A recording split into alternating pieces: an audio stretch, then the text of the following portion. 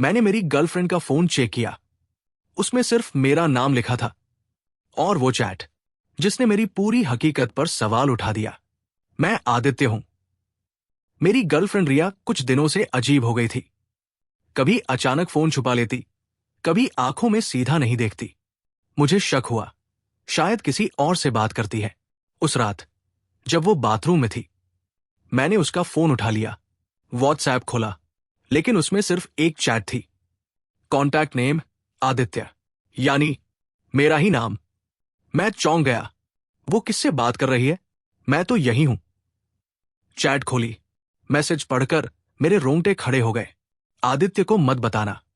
अगर उसने सच जान लिया तो सब खत्म हो जाएगा। वो सोचता है मैं हकीकत हूं। मेरे हाथ कांप रहे थे। मतलब मेरी ही गर्लफ्रेंड किसी और से मेरी रियलिटी डिस्कस कर रही थी।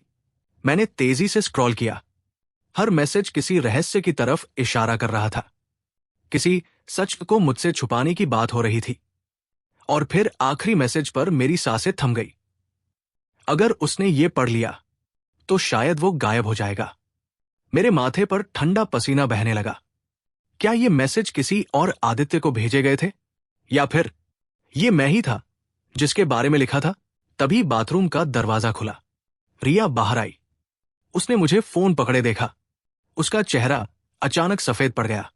उसने एक शब्द भी नहीं कहा, बस मेरी आंखों में टकटकी लगाए देखती रही। मैंने कांपते हुए पूछा, रिया, ये सब क्या है? किस आदित्य की बात कर रही हो? रिया की आंखों से आंसू बह निकले। उसने धीमे स्वर में कहा, आदित्य, काश तू सच जान पाता, लेकिन अगर तू जान गया तो तू रहेगा ही नहीं। मेरे पैरों तले जमीन खिसक गई। मतलब क्या मैं ही झूठ हूं? क्या मैं सिर्फ उसका सपना हूं? या शायद कोई ऐसा रूप जिसे सच्चाई छूते ही मिट जाना है?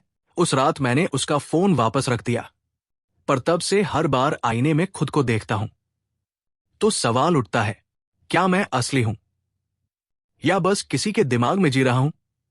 अगर आपको पता चले कि आपकी हकीकत ही शायद सच न हो, तो क्या आप सच्चाई जानने की हिम्मत करेंगे या ऐसे ही जीना पसंद करेंगे?